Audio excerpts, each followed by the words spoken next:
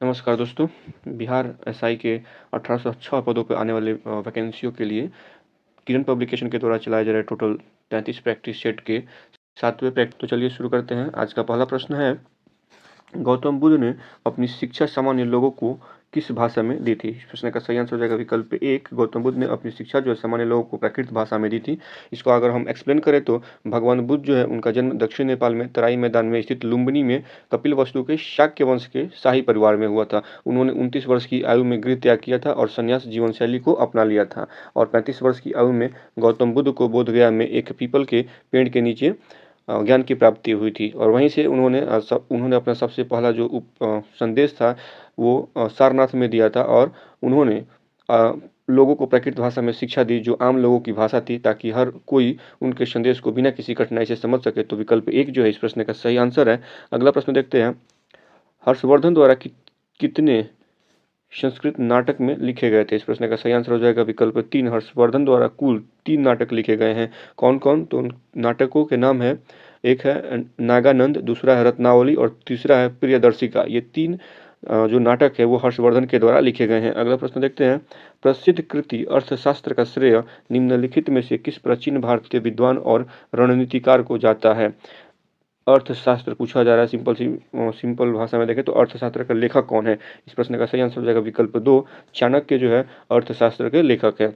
अगला प्रश्न है, दिल्ली के हौज खास क्षेत्र में चोर मीनार डैश द्वारा बनवाई गई थी? इस प्रश्न का सही आंसर हो जाएगा विकल्प 1।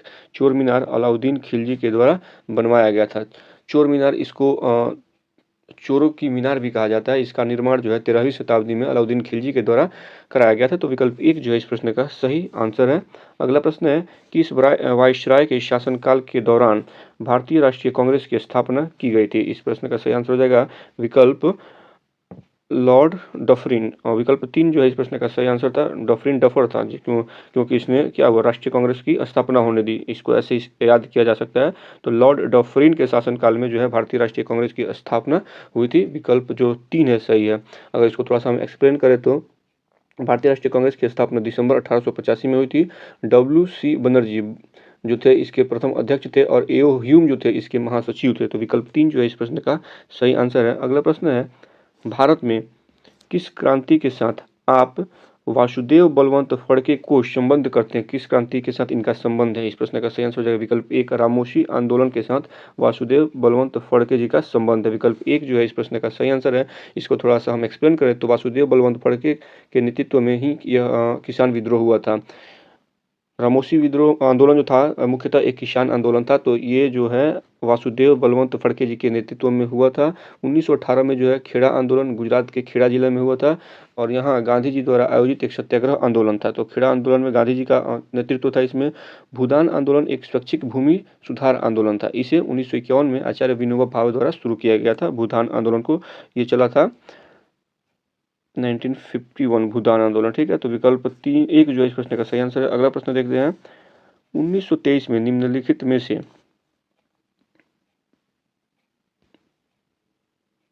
1923 में निम्नलिखित में से किसने स्वराज पार्टी की स्थापना की? इस प्रश्न का सही आंसर हो जाएगा विकल्प 3। मोतीलाल नेहरू और सीआर दास, चित्तरंजन दास, ये 2 लोगों ने मिलकर स्वराज पार्टी की स्थापना 1923 में की थी। तो विकल्प 3 जो है इस प्रश्न का सही आंसर है।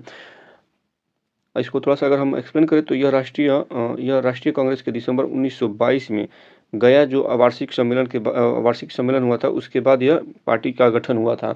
तो विकल्प 3 जो है इस प्रश्न का सही आंसर है। अगला प्रश्न है, 1892 में किस वायसराय के कार्यकाल के दौरान भारतीय काउंसिल अधिनियम पारित किया गया? इस प्रश्न का सही आंसर हो जाएगा विकल्प 2। लॉर्ड लैंसडाउन के शासनकाल में भारतीय काउंसिल अधिनियम पारित हुआ था। विकल्प 2 इसका सही आंसर है। अगला प्रश्न है, सर्वप्रथम भारतीय राष्ट्रीय कांग्रेस का विभाजन किस वर्ष हुआ था? इसका सही आंसर हो जाएगा विकल्प 2 या 1907 में भारतीय राष्ट्रीय कांग्रेस का जो है विभाजन हो गया था। यहाँ से भारतीय राष्ट्रीय कांग्रेस 2 दलों में बट गया था, नरम दल और चरमपंथी दल, या नरम दल और गरम दल में ये राष्ट्रीय कांग्रेस जो है वो बट गया था।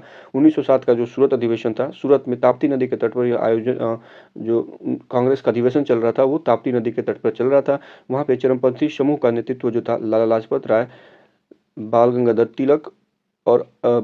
तिलक और अरविंद, एक है लाल पाल बाल, लाला लाजपत राय, बाल गंगाधर तिलक और और विपिन चंद्र पाल के द्वारा ही गर्म दल का नेतृत्व किया जा रहा था। वहीं पे उदारवादी समूह का नेतृत्व जो था वो गोपाल कृष्ण गोखले के द्वारा किया जा रहा था।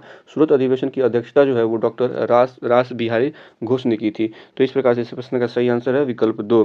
अगला प्रश्न है, छऊ किस राज्य का प्रसिद्ध लोक नृत्य है? छऊ दिए गए विकल्पों में विकल्प 4 जो है इसका सही आंसर हो जाएगा झारखंड का।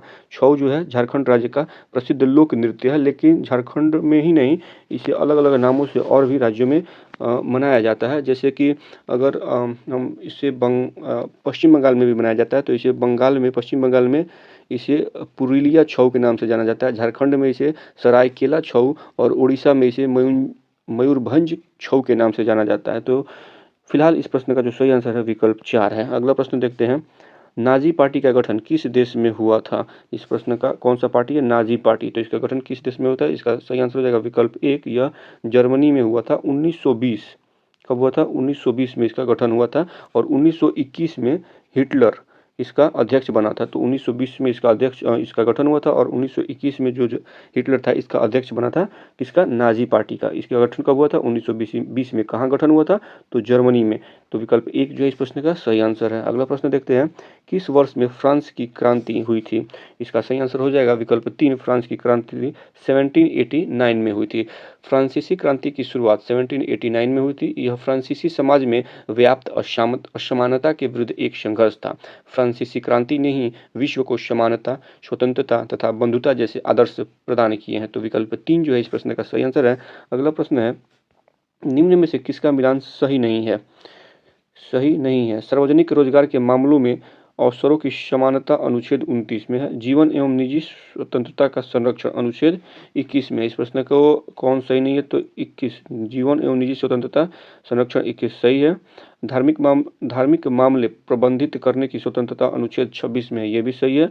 और भेदभाव का निषेध अनुच्छेद 15 सही है, ये भी सही है। यानी कि जो कथन 1 है ये गलत है और यही इसका सही आंसर हो जाएगा। विकल्प 1 जो है सही आंसर हो जाएगा इसका। भारतीय संविधान का अनुच्छेद 29 जो है सांस्कृतिक और शैक्षिक अधिकारों से संबंधित है, ठीक है, न कि सार्वजनिक रोजगार से। तो विकल्प 1 इसका सही आंसर हो जाएगा। थोड़ा सा इसको हम और एक्सप्लेन करते हैं। यह अल्पसंख्यकों के हितों की रक्षा करने का एक प्रावधान है।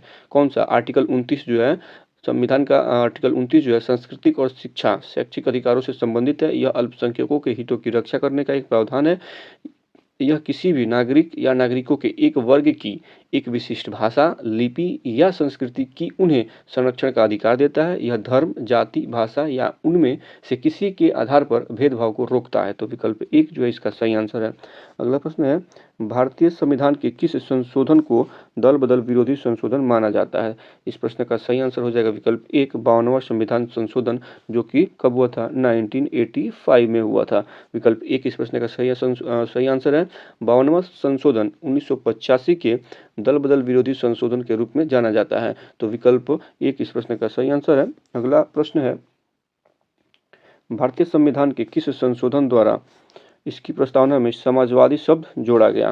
इस प्रश्न का सही आंसर हो जाएगा विकल्प 3, 42वें संविधान संशोधन। ये कब हुआ था? 42वां संविधान संशोधन 1976 में हुआ था 42वां संविधान संशोधन।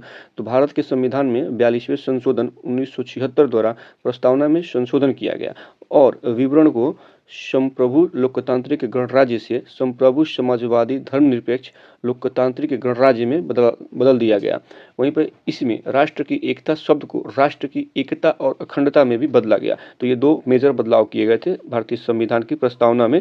किस संशोधन द्वारा? तो 42वें संविधान संशोधन द्वारा। कब हुआ था ये? 1976 में। विकल्प 3 जो है इस प्रश्न का सही आंसर है। अगला प्रश्न देखते हैं, कौन सा अनुच्छेद संघ या राज्य की सेवा में व्यक्तियों को सैनिक शासन के दौरान उनके द्वारा की गई किन्हीं कार्रवाइयों के संदर्भ में संरक्षित करने के लिए संसद को प्राधिकृत करता है? इस प्रश्न का जो सही आंसर है वो विकल्प 2 है, अनुच्छेद 33 और 34।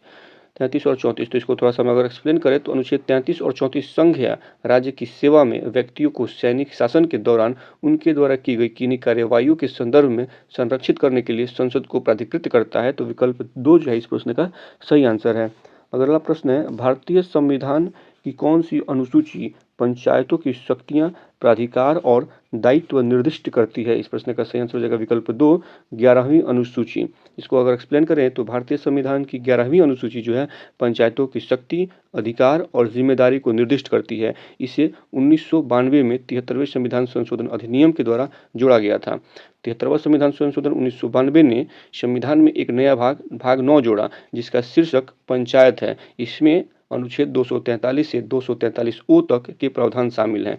तो आप देख सकते हैं 73वां संविधान संशोधन जो है वो हुआ है 1992। ये 1992 में 73वां संविधान संशोधन हुआ है। इसमें एक नया भाग जोड़ा गया। भाग है कौन सा जोड़ा गया? भाग इसमें 9 जोड़ा गया और उस भाग का नाम क्या है? तो उस भाग का नाम है पंचायत। 9वें भाग में क्या है? पंचायत है। पंचायत है और पंचायत कहाँ से कहाँ तक है? तो पंचायत में भी जो आर्टिकल है वो 243 ए से समझ लीजिए 243 ओ तक ये इसका आर्टिकल है। तो विकल्प 2 जो है इस प्रश्न का सही आंसर है। अगला प्रश्न देखते हैं, निम्नलिखित में से कौन से राज्य समूह में प्रत्येक राज्य की लोकसभा निर्वाचन क्षेत्रों की संख्या 40 से अधिक है? तो इस प्रश्न का जो सही आंसर विकल्प 2 इस प्रश्न का सही आंसर है। उत्तर प्रदेश, महाराष्ट्र, पश्चिम बंगाल, यहाँ पे लोकसभा निर्वाचन क्षेत्रों की संख्या 40 से अधिक है। अगला प्रश्न देखते हैं, सूचना का अधिकार अधिनियम भारतीय संसद द्वारा पारित किया गया था। किस वर्ष में सूचना का अधिकार अधिनियम पारित किया गया है? तो इसका सही आंसर हो जाएगा विकल्प 3, 2005 में यह पारित किया गया था। तो सूचना का अधिकार अधिनियम संसद द्वारा 2005 में कब? तो 15 जून 2005 को यह पारित किया गया था और 12 अक्टूबर 2005 से ये प्रभाव में आया था। इस अधिनियम के तहत कोई भी व्यक्ति सरकारी प्राधिकरण से डेटा प्राप्त करने के लिए आवेदन कर सकता है और यह लोक प्राधिकरण पर लागू होता है। तो इस प्रकार से इस प्रश्न का जो सही आंसर है वो विकल्प 3 है। सूचना का अधिकार 2005 में लागू किया गया। अगला प्रश्न देखते हैं, ग्राम पंचायत निम्नलिखित में से किसके प्रति उत्तरदायी है? इस प्रश्न का सही आंसर हो जाएगा विकल्प 4, केवल 1 और 3 अर्थात पंचायत समिति और खंड विकास पदाधिकारी के तहत के लिए ही यह क्या है? उत्तरदायी है। तो विकल्प 4 इस प्रश्न का सही आंसर हो जाएगा, पंचायत समिति और खंड विकास पदाधिकारी। अगला प्रश्न देखते हैं, न्यायाधीश एम पुंछी आयोग का संबंध किससे है? इस प्रश्न का सही आंसर हो जाएगा विकल्प 2, यह संबंध जो केंद्र राज्य संबंधों से संबंधित है। यह आयोग केंद्र राज्य संबंधों से संबंधित है, एम पुंछी आयोग। अगला प्रश्न देखते हैं, संघीय व्यवस्था में आवश्यक है। संघीय व्यवस्था में क्या आवश्यक है? लिखित संविधान होना चाहिए, कठोर संविधान होना चाहिए, संविधान की सर्वोच्चता होनी चाहिए। तो इस प्रकार से इसमें सही आंसर जो है वो विकल्प 4 हो जाएगा, उपयुक्त सभी होने चाहिए एक संघीय व्यवस्था में। अगला प्रश्न देखते हैं, भारत में मंत्रिपरिषद में शामिल होते हैं। मंत्रिपरिषद में कौन शामिल होते हैं? कैबिनेट मंत्री, राज्य मंत्री, उप मंत्री। ऑप्शन 4 है केवल 1 और 2। ऑप्शन 4 सही होगा, 1 और 2 कैबिनेट मंत्री और राज्य मंत्री। तो विकल्प 23 का जो चौथा विकल्प है सही है। अगला प्रश्न है, पंचायती राज से संबंधित संविधान की 11वीं अनुसूची में शामिल है कितने विषय शामिल है? तो पंचायती राज से संबंधित संविधान की 11वीं अनुसूची में 29 विषय शामिल है। विकल्प 1 जो है इस प्रश्न का सही आंसर हो जाएगा। अगला प्रश्न देखते हैं, पृथ्वी के डैश के कारण दिन और रात होते हैं। घूर्णन के कारण दिन और रात होते हैं। विकल्प 2 जो है इस प्रश्न का सही आंसर है। अगला प्रश्न देखते हैं, रात्रि के समय आकाश में कौन सा ग्रह लाल प्रतीत होता है? इसका सही आंसर हो जाएगा विकल्प 3, मंगल ग्रह जो है वो लाल प्रतीत होता है। क्यों? तो मंगल ग्रह की मृदा में आयरन ऑक्साइड होने की वजह से यह लाल प्रतीत होता है। तो विकल्प 3 जो है इसका सही आंसर है। अगला प्रश्न देखते हैं, संपूर्ण कृष्णपिंड वही होता है जो, कृष्णपिंड कहने का मतलब यहाँ पे ब्लैक होल से इसका मतलब है। तो इसका सही आंसर हो जाएगा विकल्प 1, कृष्णपिंड वही होता है जो सभी अनुषंगिक विकिरण का अवशोषण करता है। तो विकल्प 1 जो है इस प्रश्न का सही आंसर है। अगला प्रश्न देखते हैं, यदि आप तूतीकोरिन, पारादीप, कंडला तथा मंगलोर जाते हैं तो आपको निम्न में से होकर जाना नहीं पड़ता है। कहाँ नहीं? तो आपको यहाँ से केरल होकर नहीं जाना पड़ेगा। अगर आप देखिएगा इसको, अगर हम थोड़ा सा मैप के माध्यम से समझने की कोशिश करें तो ये भारत का नक्शा है। तो यहाँ पे एक हो गया आपका तूतीकोरिन, पारादीप और कंडला। कंडला यहाँ गुजरात में है, एक उड़ीसा में, एक यहाँ का एरिया आपको उड़ीसा में पड़ जाएगा और एक आपका तूतीकोरिन जो है शायद वो पड़ता है तमिलनाडु में। तो और ये हो गया गुजरात, ये उड़ीसा हो गया, ये तमिलनाडु हो गया। तो ऐसे यहाँ से आप जा सकते हैं। बाकी ये जो एरिया है यहाँ पे कर्नाटक है और केरल है। तो आपको इसमें केरल जाने की ज़रूरत, ये है केरल, तो यहाँ पर केरल जाने की ज़रूरत नहीं पड़ेगी। तो विकल्प 4 जो है इस प्रश्न का सही आंसर है। अगला प्रश्न देखते हैं, भारत के उत्तरी मैदानों में बृहत क्षेत्र में प्रसरित मृदा है। कौन सी मृदा प्रसरित है? उत्तरी मैदानों में। इसका सही आंसर हो जाएगा विकल्प 4 जलोढ़ मृदा जो है भारत के उत्तरी मैदानों में सबसे ज़्यादा प्रसरित है। अगर इसको थोड़ा सा एक्सप्लेन करें तो जलोढ़ मृदा जो है भारत के उत्तरी मैदानों के लिए विशाल क्षेत्रों में फैली है। यह मृदा जो है भारत के लगभग 45.6% प्रतिशत पर यह फैला हुआ है, भारत को कवर करती है। ये भारत में मृदा का सबसे बड़ा समूह है। जलोढ़ मृदा चावल, गेहूं, गन्ना, तंबाकू, जूट, मक्का, तिलहन, सब्जी और फल जैसी फसलों के लिए उपयुक्त होती है। तो विकल्प डी जो है इस प्रश्न का सही आंसर है। अगला प्रश्न देखते हैं। एशियाई सिंह केवल डैश में पाए जाते हैं। कहाँ पाए जाते हैं? तो एशियाई सिंह केवल गिर राष्ट्रीय उद्यान में पाए जाते हैं। और गिर राष्ट्रीय उद्यान कहाँ है? तो ये गुजरात में है। विकल्प 2 जो है इस प्रश्न का सही आंसर है। अगला प्रश्न देखते हैं। दिए उत्तर से दक्षिण की ओर पश्चिम घाट की निम्नलिखित पहाड़ियों को व्यवस्थित कीजिए। इस प्रश्न का सही आंसर हो जाएगा विकल्प 2 सिंधु दुर्ग, उसके बाद कुंद्रेमुख, उसके बाद ऊटी, फिर मन्नार की पहाड़ियाँ आपको देखने को मिलेगी अगर आप उत्तर से दक्षिण की ओर बढ़ते हैं पश्चिमी घाट में। तो विकल्प 2 जो है इस प्रश्न का सही आंसर है। अगला प्रश्न है। भारत का मानक रेखांश यानी IST Indian standard time zone जो है वो कहाँ से गुजरती है? इस प्रश्न का सही आंसर हो जाएगा विकल्प 1 82.5 डिग्री पूर्व से गुजरती है। अगला प्रश्न है। निम्नलिखित में से भारत का कौन सा जैव आरक्षित क्षेत्र यूनेस्को द्वारा बनाए गए जैव आरक्षित क्षेत्र के विश्व जाल में भारत से 11वें जैव आरक्षित क्षेत्र के रूप में शामिल किया गया है? इस प्रश्न का सही आंसर हो जाएगा विकल्प 3 कंचनजंगा जैव आरक्षित क्षेत्र। कंचनजंगा जैव आरक्षित क्षेत्र जुलाई 2018 में भारत का 11वां जैव आरक्षित क्षेत्र बना, जिसे यूनेस्को द्वारा नामित world network of biosphere reserve में शामिल किया गया है। तो विकल्प 3 जो है इस प्रश्न का सही आंसर है। अगला प्रश्न है। सतत ऊर्जा के लिए विनियामक सूचक किस संगठन द्वारा जारी किए जाते हैं? इस प्रश्न का सही आंसर हो जाएगा विकल्प 2 यह विश्व बैंक के द्वारा जारी किया जाता है। अगला प्रश्न है। सांसद आदर्श ग्राम योजना का उद्देश्य डैश है? इसका सही आंसर हो जाएगा विकल्प 1 संसद सदस्यों द्वारा गाँव को गोद लिया जाना, ये इसका मुख्य उद्देश्य है इस योजना का। तो विकल्प 1 जो इस प्रश्न का सही आंसर है। अगर बात करें आदर्श ग्राम योजना की शुरुआत कब हुई थी, तो इसकी जो शुरुआत है ये 2014 में 11 अक्टूबर 2014 में नरेंद्र मोदी जी ने इसकी शुरुआत की थी। तो विकल्प 1 जो है इस प्रश्न का सही आंसर है।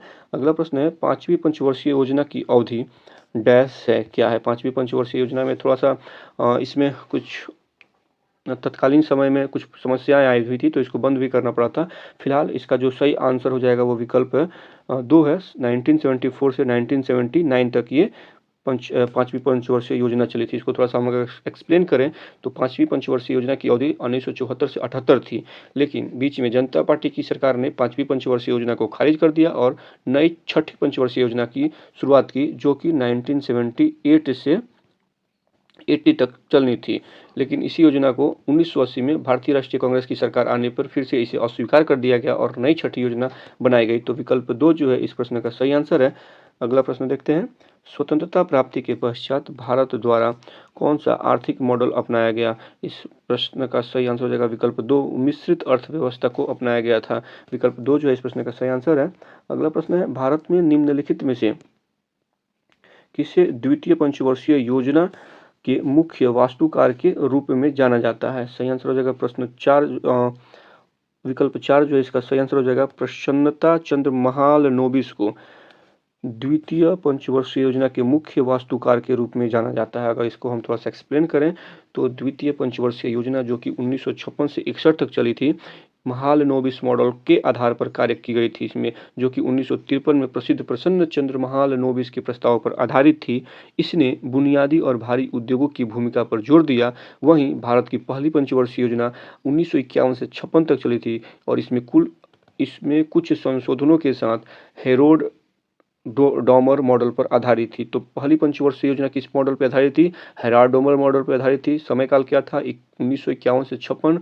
वहीं पर दूसरी जो पंचवर्षीय योजना थी इसका সময়काल था 1956 से 1961 और यह किस पर बेस्ड थी? तो प्रसन्नता चंद्र महालनोबिस के आधार पर यह बेस्ड थी। तो इस प्रकार से इस प्रश्न का सही आंसर हो जाएगा विकल्प 4। अगला प्रश्न देखते हैं। निम्न में से किस कंपनी की टैगलाइन अनुभव निश्चिंतता अनुभव ऊर्जा है? इस प्रश्न का सही आंसर हो जाएगा विकल्प 1 टाटा कंसल्टेंसी सर्विसेज की यह टैगलाइन है। विकल्प 1 जो है इस प्रश्न का सही आंसर है। अगला प्रश्न है, अविरल धारा मिशन किससे संबंधित है? इसका सही आंसर हो जाएगा विकल्प 2, नदियों के प्रवाह से यह संबंधित है अविरल धारा। अगला प्रश्न देखते हैं, भारत में खाद्य सुरक्षा के संदर्भ में एमएसपी क्या है? एमएसपी होता है मिनिमम सपोर्ट प्राइस, न्यूनतम समर्थन मूल्य। विकल्प 4 जो है इस प्रश्न का सही आंसर है। ये क्या होता है? न्यूनतम समर्थन मूल्य क्या होता है? तो न्यूनतम समर्थन मूल्य पर सरकार द्वारा कृषि उत्पादकों को फसलों की कीमतों में किसी भी तीव्र गिरावट के खिलाफ सुरक्षा सुनिश्चित करने के लिए बाजार हस्तक्षेप का एक रूप है। अर्थात कहने का मतलब ये है कि चाहे बाजार में कितना भी कृषि उत्पादों का मूल्य गिर क्यों न जाए, सरकार जो एमएसपी सेट करती है उस पर किसानों से अनाज का क्रय करती है। तो विकल्प 4 जो है इस प्रश्न का सही आंसर है। अगला प्रश्न है, इनमें से कौन औपचारिक क्षेत्र में संपीड़ित है? इस प्रश्न का सही आंसर हो जाएगा विकल्प 4, एक शिक्षक का ड्राइवर अनौपचारिक क्षेत्र में संपीड़ित है। विकल्प 4 इसका सही आंसर हो जाएगा। अगला प्रश्न है, निम्नलिखित में से कौन सा सार्वजनिक क्षेत्र का उद्यम में मिनी रत्न की श्रेणी में शामिल है? इसका सही आंसर हो जाएगा विकल्प 3, भारतीय हवाई अड्डा प्राधिकरण। अगला प्रश्न है, जब कोई कार तेज गति से मुड़ती है तो कौन सी भौतिक घटना लागू होती है? जड़ता का भौतिक घटना। विकल्प 1 जो इस प्रश्न का सही आंसर है। अगला प्रश्न देखते हैं, इनमें से कौन सा रोजमर्रा का घरेलू उपकरण संपीड़न कंप्रेसर के आधार पर काम करता है? विकल्प 4 जो इस प्रश्न का सही आंसर हो जाएगा। फ्रिज जो है वो संपीड़क या कंप्रेसर के आधार पर कार्य करता है। विकल्प 4 इसका सही आंसर हो जाएगा। अगला प्रश्न है, बाइफोकल लेंस में लेंस का निचला भाग डैश होता है। लेंस का निचला भाग क्या होता है? विकल्प पहला इसका सही आंसर हो जाएगा। विकल्प पहला उत्तल लेंस होता है। बाइफोकल लेंस में लेंस का निचला जो भाग होता है उसमें उत्तल लेंस लगा रहता है। विकल्प 1 इसका सही आंसर है। अगर इसको थोड़ा सा हम एक्सप्लेन करें तो मायोपिया जो होता है, निकट दृष्टि दोष को मायोपिया कहते हैं। मायोपिया को ठीक करने के लिए बायोफोकल लेंस में ऊपरी हिस्से में अवतल लेंस लगा होता है, और वहीं पर हाइपरमेट्रोपिया यानी दूरदृष्टि को ठीक करने के लिए बाइफोकल लेंस में जो है नीचे की ओर उत्तल लेंस होता है। तो विकल्प 1 जो है इस प्रश्न का सही आंसर है। अगला प्रश्न है, सूर्य के प्रकाश के स्पेक्ट्रम को प्राप्त करने के लिए प्रिज्म का उपयोग करने वाला पहला व्यक्ति कौन था? इसका सही आंसर हो जाएगा विकल्प 1, सर आइजक न्यूटन थे। आइजक न्यूटन ने पहली बार साबित किया था कि सफ़ेद प्रकाश जो होता है वो सभी 7 रंगों से बना होता है। तो विकल्प 1 जो है इस प्रश्न का सही आंसर है। अगला प्रश्न देखते हैं। अगला प्रश्न है, निम्नलिखित में से कौन सा उपकरण आर्किमिडीज के सिद्धांत पर आधारित है? इसका सही आंसर हो जाएगा विकल्प 3, आर्किमिडीज के सिद्धांत पर। हाइड्रोमीटर जो है आर्किमिडीज के सिद्धांत पर आधारित है। अगर इसको हम थोड़ा सा एक्सप्लेन करें तो आर्किमिडीज का जो सिद्धांत है, किसी तरल माध्यम में किसी वस्तु पर लगने वाला बल, उत्प्लावन बल जो होता है, उस वस्तु द्वारा विस्थापित तरल के भार के बराबर होता है। अगर इसे दूसरे भाषा में समझें, आसान तरीके से समझें, तो किसी तरल माध्यम में यानी किसी पानी में आंशिक या पूर्ण डूबी हुई वस्तु पर लगने वाला उत्प्लावन बल, जैसे अगर हम पुराने समय की बात करें तो कुएं वगैरह में या हम तालाब में जाते हैं, तो जब हम डुबकी लगाते हैं या कोई बर्तन उसमें डालते हैं तो ऐसा लगता है कि नीचे से कोई बल हमें ऊपर धकेल रहा है। उसी बल को उत्प्लावन बल कहा जाता है। तो उत्प्लावन बल उस वस्तु द्वारा विस्थापित तरल भार के बराबर होता है। तो इसी को आर्किमिडीज का सिद्धांत कहा जाता है। और हाइड्रोमीटर जो होता है यह एक साधन है, एक उपकरण है जिसका उपयोग जो होता है तरल पदार्थों के सापेक्ष घनत्व को मापने के लिए किया जाता है। तो इस प्रकार से विकल्प 3 जो है इस प्रश्न का सही आंसर है। अगला प्रश्न देखते हैं, वायुमंडलीय दाब पर 1 किलोग्राम उसके गलनांक पर ठोस को द्रव में बदलने के लिए जितनी ऊष्मीय ऊर्जा की आवश्यकता होती है उसे क्या कहते हैं? उसे वाष्पीकरण की गुप्त ऊष्मा कहते हैं। विकल्प 4 जो है इस प्रश्न का सही आंसर है। अगला प्रश्न है, निम्नलिखित में से कौन सा एक पदार्थ रासायनिक परिवर्तन के लिए उदाहरण है? लोहे का जंग लगना, फलों का पकना, अंडे का ऑमलेट बनना, उपर्युक्त सही। इस प्रश्न का सही आंसर हो जाएगा विकल्प 4, उपर्युक्त सभी। एक रासायनिक परिवर्तन में सामग्री में परिवर्तन विभिन्न गुणों के साथ नई सामग्री और एक या एक से अधिक नए पदार्थों का निर्माण होता है। लौह में जंग लगना एक रासायनिक परिवर्तन है, क्योंकि जब लौह में जंग लगता है तो लौह अणु जो होता है ऑक्सीजन अणुओं के साथ प्रतिक्रिया करते हैं, और इससे बनने वाला जो यौगिक होता है वो लौह ऑक्साइड कहा जाता है। तो इसी तरह अंडे का ऑमलेट बनना या फलों का पकना, यह सभी क्या है? एक रासायनिक परिवर्तन है। तो विकल्प 4 जो है इस प्रश्न का सही आंसर है। अगला प्रश्न है, जॉन डाल्टन जिन्होंने परमाणु के नाभिकीय सिद्धांत का प्रतिपादन किया, उनका जन्म किस देश में हुआ था? उनका जन्म इंग्लैंड में हुआ था। विकल्प 2 जो है इस प्रश्न का सही आंसर है। अगला प्रश्न है, 3 नियम कौन कौन से? बॉयल्स लॉ, चार्ल्स लॉ और गे लुशैक का नियम का अध्ययन भौतिक में किसके अध्ययन के लिए किया जाता है? इस प्रश्न का सही आंसर हो जाएगा विकल्प 3। गैसों के अध्ययन के लिए इन 3 नियमों का अध्ययन किया जाता है। तो बॉयल के नियम, चार्ल्स लॉ और गे लुशैक का नियम जो है सामूहिक रूप से गैस के नियम के रूप में जाना जाता है। बॉयल का नियम जो है वो दबाव और मात्रा के बीच संबंध को बताता है। चार्ल्स नियम तापमान और मात्रा के बीच के संबंध को संबंधित करता है। वहीं पर गे लुशैक का नियम निश्चित आयतन पर दबाव और निरपेक्ष तापमान के बीच के संबंध को बताता है। तो विकल्प 3 जो है इस प्रश्न का सही आंसर है। अगला प्रश्न है, निम्नलिखित में से किस अम्ल को म्यूरिएटिक अम्ल के नाम से जाना जाता है? इस प्रश्न का सही आंसर हो जाएगा विकल्प 3। हाइड्रोक्लोरिक अम्ल को म्यूरिएटिक अम्ल के नाम से जाना जाता है। अगला प्रश्न, निम्नलिखित में से कौन सा रोग जीवाणु द्वारा प्रभावित नहीं होता है? इसका सही आंसर हो जाएगा विकल्प 3। रूबेला जो है ये जीवाणु द्वारा प्रभावित नहीं होता है। अगला प्रश्न देखते हैं, निम्नलिखित पर विचार करें और सही उत्तर का चयन करें। सही उत्तर का चयन कीजिए। 55 इसका सही हो जाएगा। ऑन्कोलॉजी कैंसर का अध्ययन है, सही है। डर्मेटोलॉजी त्वचा रोगों का अध्ययन, ये भी सही है। कह रहा है दोनों सही है या दोनों गलत है? विकल्प 3 जो है इसका सही आंसर हो जाएगा, दोनों सही है। निम्नलिखित पर विचार करें और सही उत्तर चुनिए। अमाशय में क्या होता है? हाइड्रोक्लोरिक अम्ल होता है, ये भी सही है। चींटी के डंक में या उसके जहाँ से वो जिस हिस्से से काटती है उसमें क्या होता है? फार्मिक अम्ल होता है, ये भी सही है। दोनों सही है, दोनों गलत? विकल्प 3 जो है इसका सही आंसर हो जाएगा, दोनों सही है। हाइड्रोक्लोरिक एसिड जो होता है प्राकृतिक रूप से पेट के गैस्ट्रिक रस में पाया जाता है। यह पेट के पैरिटल कोशिकाओं के माध्यम से स्रावित होता है। चींटियों द्वारा उत्पादित एसिड को फॉर्मिक एसिड कहा जाता है। चींटी के लिए यह नाम जो है लैटिन शब्द से लिया गया है जिसे फार्मिका कहा जाता है। रासायनिक रूप से यह एक साधारण कार्बोक्सिलिक एसिड है। तो विकल्प 3 जो है इस प्रश्न का सही आंसर है। अगला प्रश्न है, PM10 का अर्थ क्या है? PM10 का अर्थ क्या हो जाएगा? विकल्प 3 जो है इसका सही आंसर है। कणिका तत्व का जो व्यास होता है वो 10 माइक्रोन या उससे कम आकार वाला होता है तो उसे PM10 कहा जाता है। विकल्प 3 जो है इस प्रश्न का सही आंसर है। अगले प्रश्न की तरफ बढ़ते हैं। अगला प्रश्न है, मानव शरीर में होने वाला ल्यूकोडर्मा रोग शरीर के किस भाग को प्रभावित करता है? इस प्रश्न का सही आंसर हो जाएगा विकल्प 1। ल्यूकोडर्मा रोग जो होता है वो त्वचा को प्रभावित करता है। विकल्प 1 इसका सही आंसर है। अगला प्रश्न, वैक्सीन 2 प्रकार के होते हैं, एक किल्ड वैक्सीन और दूसरा लाइव वैक्सीन। निम्नलिखित में से कौन सा लाइव वैक्सीन नहीं है? इस प्रश्न का सही आंसर हो जाएगा विकल्प 1। रैबीज वैक्सीन जो है ये लाइव वैक्सीन नहीं है। बाकी के जो ऑप्शन दिए गए हैं, पोलियो वैक्सीन, ट्यूबरक्लोसिस वैक्सीन अर्थात तो टीबी के लिए वैक्सीन और येलो फीवर वैक्सीन, ये सभी लाइव वैक्सीन के उदाहरण है। तो इस प्रश्न का जो सही आंसर है विकल्प 1। रैबीज वैक्सीन जो है लाइव वैक्सीन नहीं है। अगला प्रश्न है, मानव शरीर में निम्नलिखित किस हार्मोन की कमी से बौनापन होता है? इस प्रश्न का सही आंसर होगा विकल्प 2। थायरॉक्सिन के कारण बौनापन होता है। इसको थोड़ा सा अगर एक्सप्लेन करें तो थायराइड ग्रंथि से थायरॉक्सिन नामक हार्मोन उत्पन्न होता है। किस ग्रंथि से? थायराइड ग्रंथि से क्या होता है? थायरॉक्सिन नामक हार्मोन उत्पन्न होता है। इस ग्रंथि से निकलने वाले हार्मोन शरीर की लगभग सभी क्रियाओं पर अपना प्रभाव डालते हैं। थायराइड के हार्मोनल असंतुलन से निम्न रोगों के लक्षण उत्पन्न होते हैं। थायरॉक्सिन कम बनने की अवस्था में हाइपोथायराइडिज्म, मतलब अगर थायरॉक्सिन कम बनता है तो ऐसी अवस्था को हाइपोथायराइडिज्म कहते हैं। इसके अंतर्गत शारीरिक एवं मानसिक विकास धीमा हो जाता है। इसकी कमी से बच्चों में बौनापन या जड़मानवता नामक रोग होते हैं। तो विकल्प 2 जो है इस प्रश्न का सही आंसर है। अगला प्रश्न है, यहाँ से कुछ मैथ्स के क्वेश्चन हैं। हाँ, तो जहाँ तक हमने जो आसान होगा मतलब सॉल्व करने के लिए, सॉल्व करने की दृष्टि से जो आसान होगा यहाँ पे हम उसको बना देंगे, बाकी का आंसर बता देंगे आपको। एक दुकानदार किसी वस्तु को 615 रुपये में खरीदता है और उसे 820 रुपये में बेचता है, उसका प्रतिशत मुनाफा कितना होगा?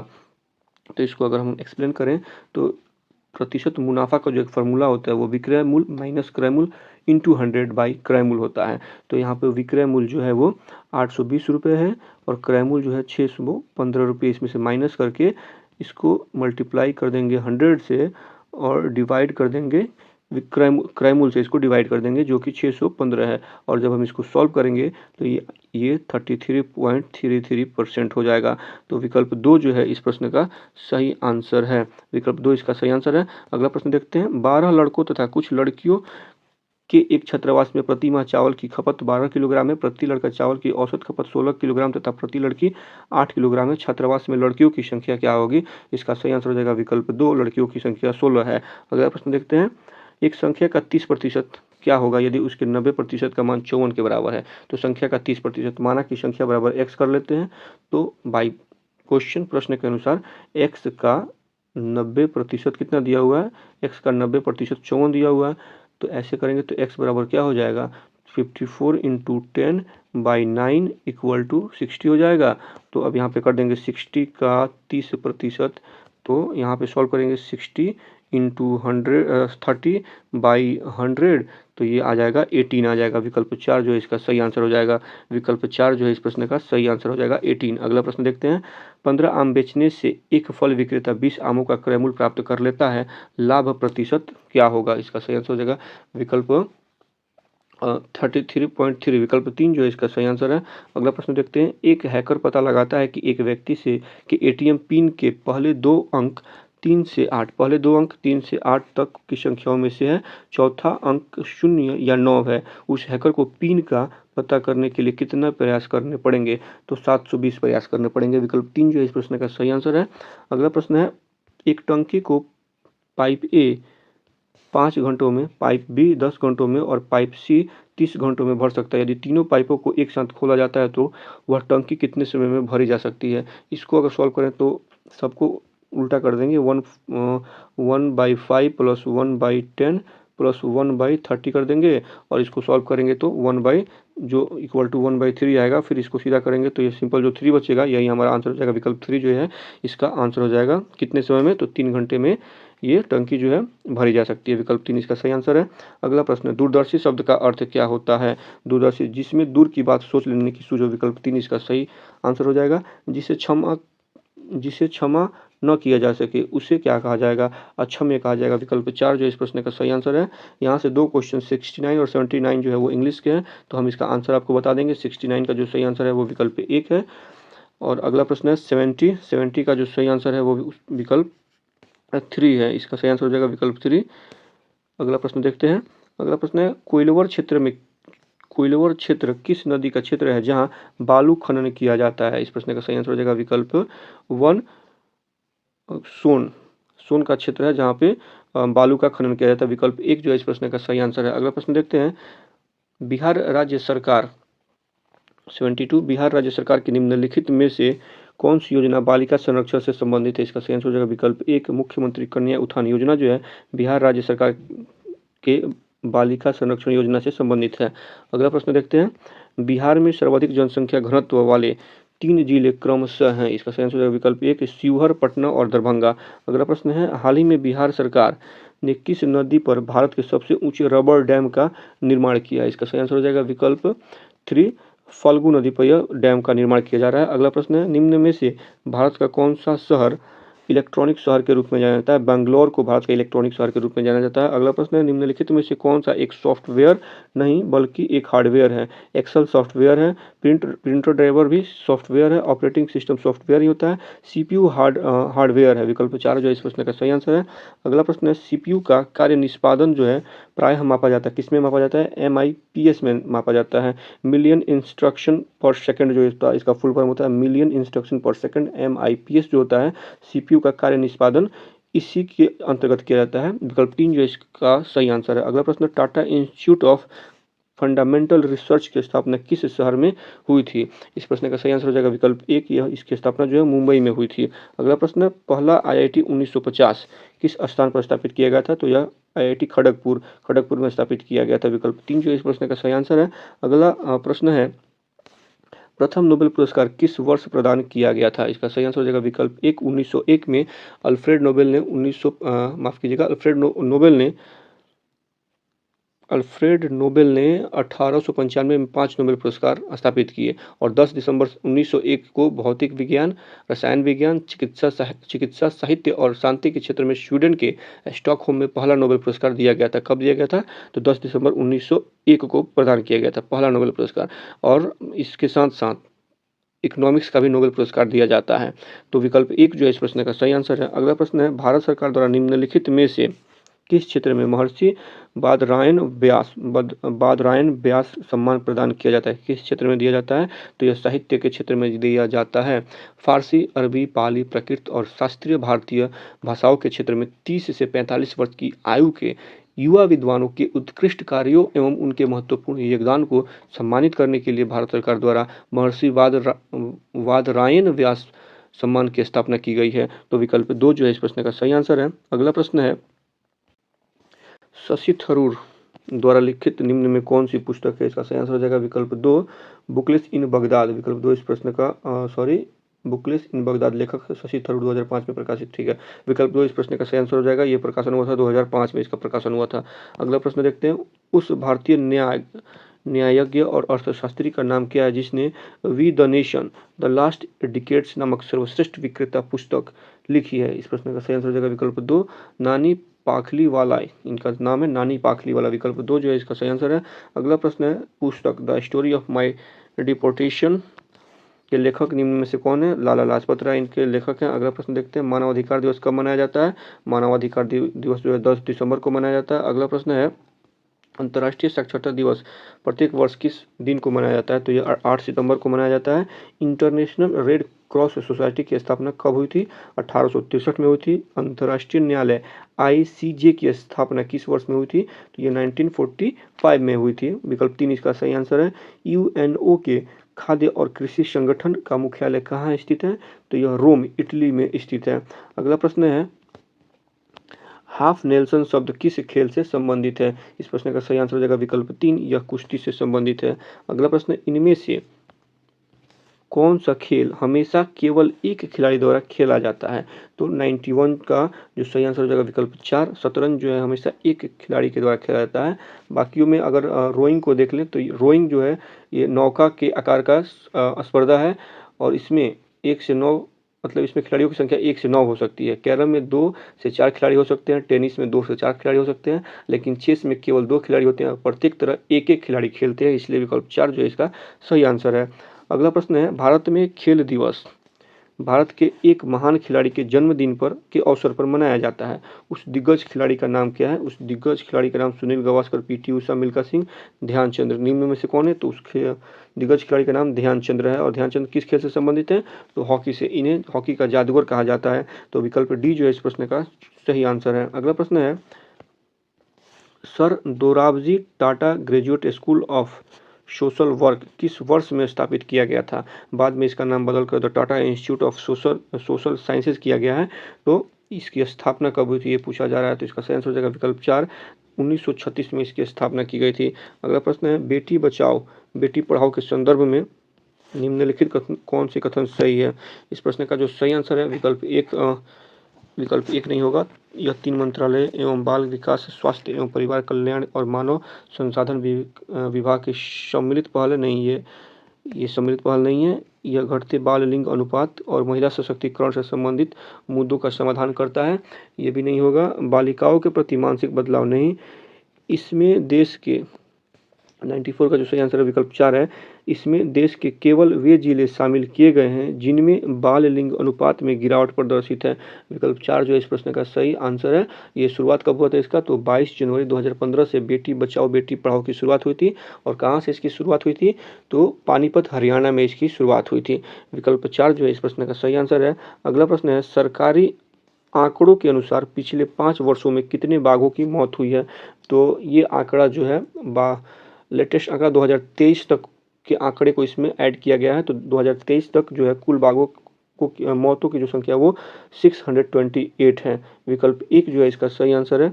अगला प्रश्न है, एशियाई विकास बैंक ने अपने एशिया विकास आउटलुक के पूर्वानुमान के अनुसार भारत की विकास दर कितना प्रतिशत रहेगी?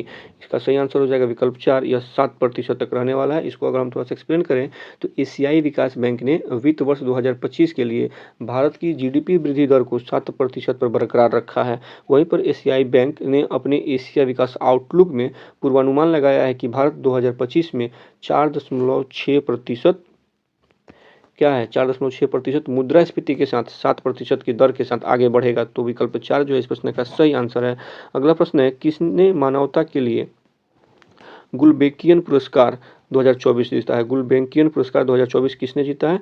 इसका सही आंसर हो जाएगा विकल्प 3 जो है आंध्र प्रदेश सामुदायिक प्रबंधित प्राकृतिक खेती ने यह पुरस्कार जीता है। अगर इसको थोड़ा सा एक्सप्लेन करें तो आंध्र प्रदेश सामुदायिक प्रबंधित प्राकृतिक खेती जो है यह कार्यक्रम एक 2024 का मानवता के लिए प्रतिष्ठित गुलबेंकिन पुरस्कार को इस कार्यक्रम ने जीता है। इस कार्यक्रम को जो है वैश्विक खाद्य सुरक्षा, जलवायु लचीलापन और पारिस्थितिकी तंत्र संरक्षण में महत्वपूर्ण योगदान के लिए इससे सम्मानित किया जाता है। इस पुरस्कार में 1 मिलियन यूरो का पुरस्कार शामिल है। तो विकल्प 3 जो है इस प्रश्न का सही आंसर है। अगला प्रश्न है, विश्व धरोहर युवा पेशेवर फोरम 2024 का उद्घाटन किस शहर में किया गया? तो इसका सही आंसर हो जाएगा विकल्प 2, नई दिल्ली में। विश्व धरोहर युवा पेशेवर फोरम 2024 नई दिल्ली में आयोजित किया गया।